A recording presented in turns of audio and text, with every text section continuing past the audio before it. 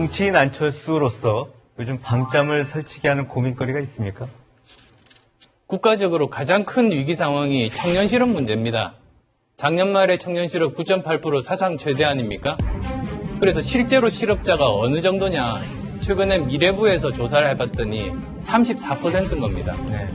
3명 중에 1명 청년이 실업자입니다. 근데 문제는 이게 더 악화될 겁니다. 왜냐하면 2010년에 대학 신입생 숫자가 처음으로 35만 명을 넘었습니다. 2012년에 사상 최대로 증가했습니다.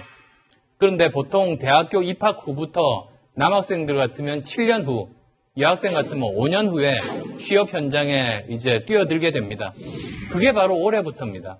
올해부터 앞으로 5년간은 우리가 지금까지 겪어보지 못한 사상 최악의 청년 실업이 우리 앞에 놓여져 있습니다. 그래서 오히려 정말로 그런 것을 생각해 볼 때 특단의 대책 필요하다. 그것이 정말 그 청년들 그리고 우리나라 미래를 살리는 길이다라고 생각합니다. 자, 이제 본격적으로 안철수 후보의 공약 점검해 보겠습니다. 질문에 앞서서 저희 기자들이 창업과 관련돼서 시민의 이야기를 직접 들어봤습니다. 영상으로 먼저 확인하겠습니다. 기획 홍보 분야 취업준비생 27살 오무찬 씨는 대기업 취업을 목표로 학원까지 다니고 있습니다. 중소기업도 생각해봤지만 대기업을 포기할 수 없었습니다. 나는 중소기업을 가겠다라고 생각하는 친구는 거의 못 봤어요. 대기업 9, 그 외 중소기업 1. 그거보다도 더 크다고 봐요, 저는. 4년제 대학생이 취업을 위해 사교육에 투자하는 기간은 평균 1.2년, 비용만 500만 원이 넘습니다. 안철수 전 국민의당 대표는 대기업과 중소기업의 임금 격차 때문에 취업난이 더 심해진다고 보고 있습니다. 안 전 대표는 청년들에게 매달 30만 원씩 6개월 동안 취업 훈련 비용을 지원하고 중소기업에 취직한 청년들에게 월 50만 원씩 지급하겠다고 공약했습니다. 중소기업 임금을 대기업의 80% 수준까지 끌어올리겠다는 겁니다. 그러니까 중소기업 임금을 대기업의 80%까지 올리도록 세금을 좀 동원해서 그걸 만들어주겠다고 하셨거든요. 좀 구체적으로 설명을 조금 더 해주십시오. 어떤 분은 그러십니다. 정부가 또는 자기가 일자리 만들겠다고 이야기합니다. 저는 그거는 아니라고 봅니다. 왜냐하면 가령 정부가 재정을 풀어서 경제를 살리고 일자리를 만들 수 있다면 일본이 왜 20년간 장기 불황에 허덕이겠습니까? 그게 그렇지가 않습니다. 오히려 일자리를 만드는 주체는 민간과 기업입니다. 정부가 할 수 있는 일은 민간이, 기업이 일자리를 만들 수 있도록 기반을 만들어주는 일을 해야 되는 겁니다. 교육과 과학기술과 공정한 경쟁이 가능한 산업 구조를 만드는 일을 하면 민간과 그리고 또 기업에서 일자리들을 만들 수 있다. 그러면 지금 5년 동안 그러면 청년들은 어떻게 하느냐 그 문제가 있습니다. 그 문제에 대해서 특단의 대책이 바로 중소기업에 취직한 청년들에 대해서는 대기업과의 임금 격차를 줄여주기 위한 국가의 지원이 필요하다는 겁니다. 80%까지 만들어주겠다 그 얘기죠. 지금 중소기업은 평균 대졸 초봉이 2,500만 원 조금 못 됩니다. 네. 그런데 대기업은 4천만 원 조금 못 됩니다. 그래서 거의 60% 수준밖에 되지 않습니다. 따라서 월 50만 원씩 1인당 2년간 네. 그렇게 지원을 하겠다는 그런 공약입니다. 월 50만 원씩 1년에 600만 원, 2년 동안 1인당 1,200만 원 정도 쓸 수 있다 그 얘기시죠? 예, 그렇습니다. 그렇다면은 1년에 들어간 예산은 첫 해는 한 3조 정도 된다고 보시는 거죠? 그렇지 않습니다. 네. 첫 해는 이제 10만 명 정도를 보고 있습니다. 50만 명을 전체 다 하는 게 아니라 10만 네, 명 그렇습니다. 정도. 5년간 50만 명입니다. 네. 그래서 첫 해는 10만 명, 예. 둘째는 20만 명입니다. 네. 왜냐하면 처음 시작하는 청년들과 그다음에 2년 차가 되는 사람들이 있지 않습니까? 네. 그다음부터는 매년 20만 명씩 해서 전체로 연인원으로 따지면 90만 명 정도가 될 겁니다. 네. 그러면 5조 4천억 정도가 네. 5년간 필요합니다. 그러면 거기에 일자리를 중소기업에 들어가는 청년들은 이제 혜택을 받겠지만 들어가지 못하면 이제 그 혜택은 받기는 어렵겠네요. 네, 대신에 이제 그 필요한 직업 교육을 받는 학생들에 대해서는 6개월간 월 30만 원 이제 그 지원을 하게 됩니다. 네. 그리고 지금 예상으로는 연간 40만 명 정도를 생각합니다. 그러면 5년간 이제 총 3조 6천억 정도가 필요합니다. 네. 그럼 당장 의문이 드는 것은 5년 후에는 그럼 어떻게 되는 겁니까? 5년 후에는 반드시 지금 중소기업도 경쟁력을 확보해서 제대로 된 일자리들을 만들어야 하고 이제 청년들도 그 기간을 통해서 자기 스스로 그 실력을 쌓을 그런 기회들을 가지게 됩니다. 그게 안 되면 다시 월급이 원래 상태로 복원되겠네요? 그 대기업과 중소기업의 임금 격차를 줄여가기 위한 그런 아이디어로는 상당히 의미 있는 시도라는 생각이 드는데 다만 여러 가지 부작용과 현실적인 적합성 이런 게 또 걱정이 됩니다. 예를 들면 지금도 이미 정부의 취업 예산 중에 상당 부분이 그렇게 고용장려 형태금으로 지원이 되면서 그렇게 기업들이 저임금을 유지하고 정부 보조금으로 채우고 이렇게 하는 악순환이 반복되고 있거든요. 그런 문제를 기본적으로 갖고 있는 거 아닙니까? 그래서 저는 그 청년에게 지원하는 그 지원금은 청년에게 직접 가야 된다고 봅니다. 청년이 직접 국가로부터 지원금을 받는 걸 보고 그만큼 깎아서 중소기업에서 월급을 준다면 그건 일벌백계 해야 됩니다. 네. 다시는 그런 일이 없도록 그렇게 제도적으로 기준 같은 게 완화해야 합니다. 기준 같은 게 있을 수 있을까요? 그걸 다 감시할 수 있을까요? 근데 그런 부분에서 아이디어는 좋지만 실행할 때 여러 가지 고민할 거리가 있겠구나 이런 생각이 듭니다. 그 감시에 대해서는 좀 제가 드릴 말씀이 있습니다. 네. 한번 일벌백계인 겁니다. 네. 한 번 발각이 되면 몇 배 더 이제 그 사후 처벌 벌금을 형태로 물어주는 하시겠다는 겁니다. 말씀이시죠? 그게 이제 징벌적인 배상제 아닙니까? 예. 그렇게 되면 아마 판단할 겁니다.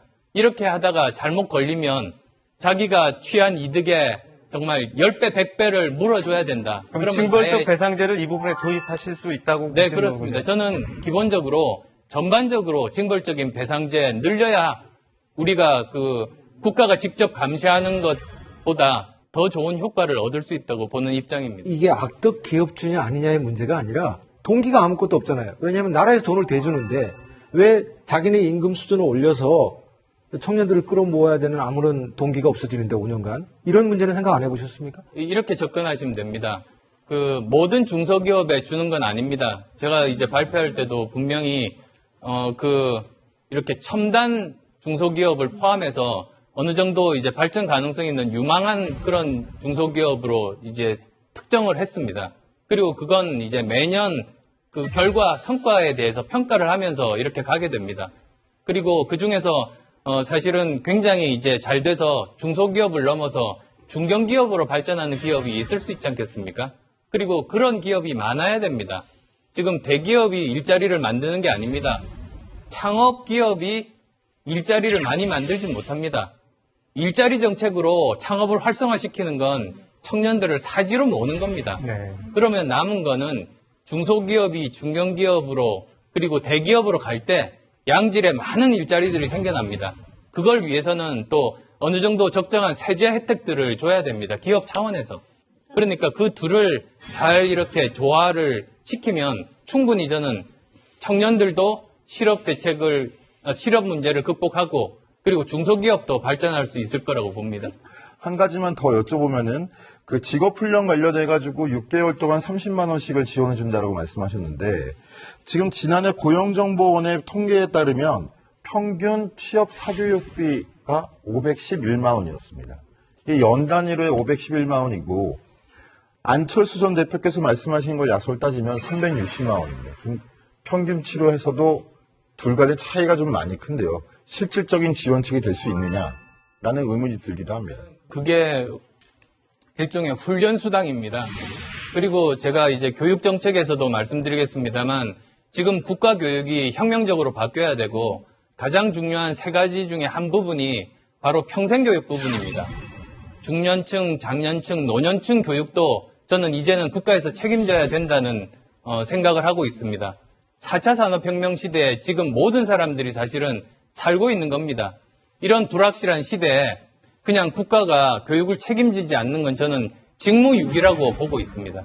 그러니까 그런 그 직업교육과 관련된 것들은 지금보다도 훨씬 더 강화되는 상황에서 그 교육 수당을 받을 수 있다는 말씀입니다. 문제를 잘 짚으신 것 같다는 생각은 계속 드는데 그럼에도 불구하고 그러면 그럼 어떤 산업 정책이 필요한가? 고용 친화적 산업이 필요하다고 말씀을 하셨는데 고용 친화적 산업은 어떤 것인가? 예, 저 고용 친화적인 그 일자리들은 굉장히 많습니다. 다양합니다. 특히 이제 그 지식 정보 산업 쪽의 일자리들이 대부분 그렇습니다. 제가 아주 옛날입니다. 거의 한 20년 정도 전인데요. 그 당시에 정보통신부 장관으로 이제 취임하신 분과 함께 그 토론회를 한 적이 있습니다. 네. 근데 이제 그분이 이러시는 겁니다. 자기가 처음으로 장관 되고 나서 소프트웨어 산업을 들여다봤답니다. 2번 놀랬답니다.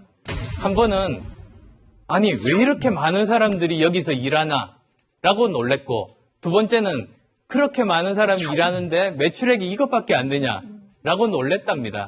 그래서 제가 그때 이제 토론자 입장이었기 때문에 장관님 그렇게 생각하시면 안 됩니다.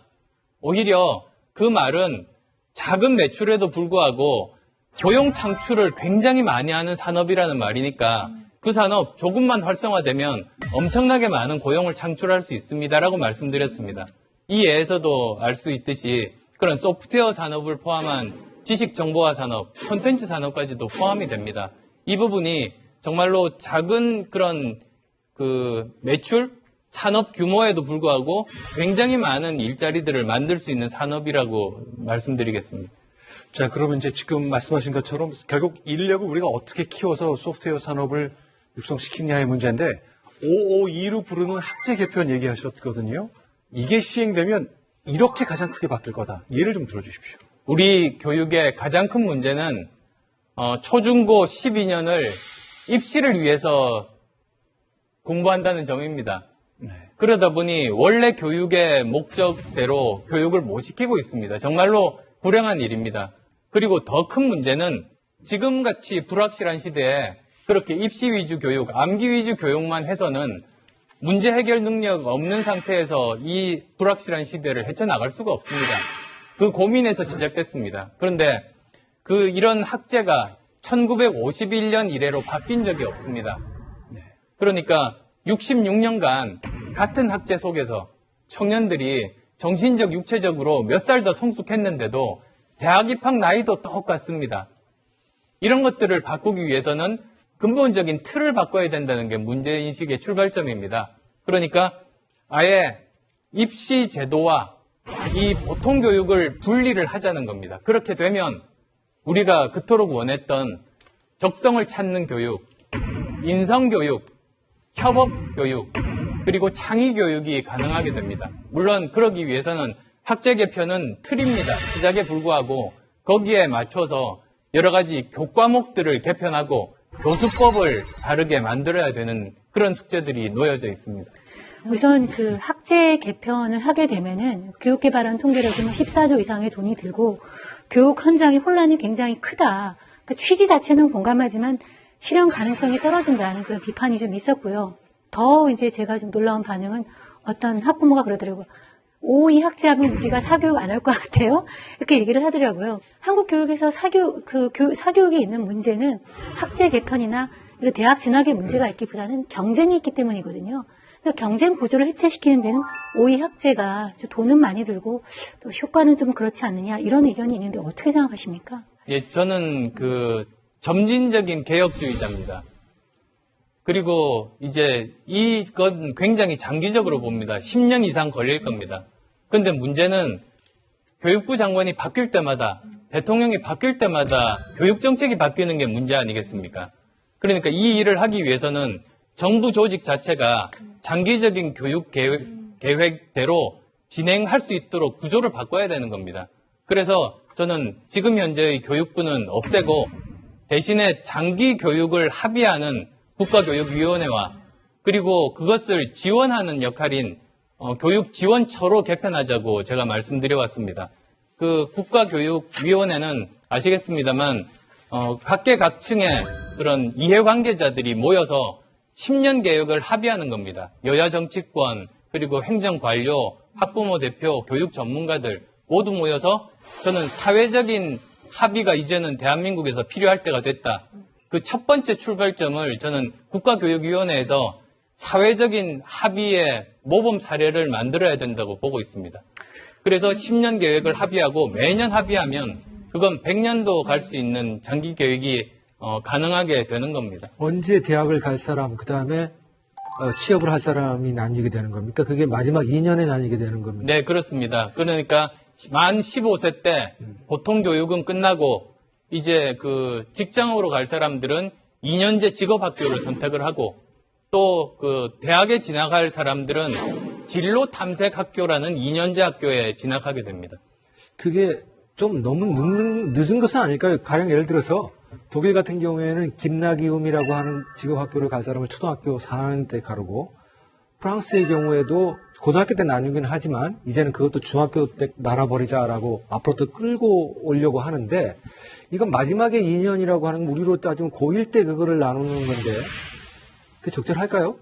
그 552 학제 중에서 앞에 10년 정도를 이제 어느 정도 스스로도 검증하고 이제 부모님들도 그걸 하나씩 알고 협의를 하게 될 겁니다. 그리고 또 제가 여기서 강조드리고 싶은 점은 지금까지 교육개혁이 실패했던 이유는 사회의 일자리 구조가 개혁되지 않았기 때문입니다. 고등학교만 졸업해도 좋은 일자리가 있을 때 그런 식으로 개혁이 제대로 잘 작동하는 것이지 고등학교만 졸업한 상황에서 일자리가 없으면 그러면 아무리 그렇게 개혁해봤자 그 학교로 가지를 않는 겁니다. 따라서 저는 지금 말씀드린 그런 장기적인 교육개혁도 일자리 개혁과 함께 추진되어야 한다. 즉 사회에서의 교육이라는 건 사회 큰 변화 중에서 하나의 종속 변수 아니겠습니까? 그렇게 생각합니다. 저기 2년 교육을 받고 들어갈 수 있는 일자리라고 하는 건 가령 예를 들어서 이제 요식업소라든가 혹은 또 관광업체라든가 이런 데일 것 같은데 그건 다 서비스 분야에 해당하는데 꼭 그렇지는 않습니다. 네. 그 마에스터고도 좋은 예 중에 하나고 제가 최근에 또 갔던 그 소프트웨어 특성화고 이 경우도 그 취업률이 100%가 넘는답니다. 그럼 그런 데는 한 2년 공부하고도 예, 지금은 나와서 바로 충분히 취업을 가질 수 그게 있는 저는 건가요? 가능하다고 봅니다.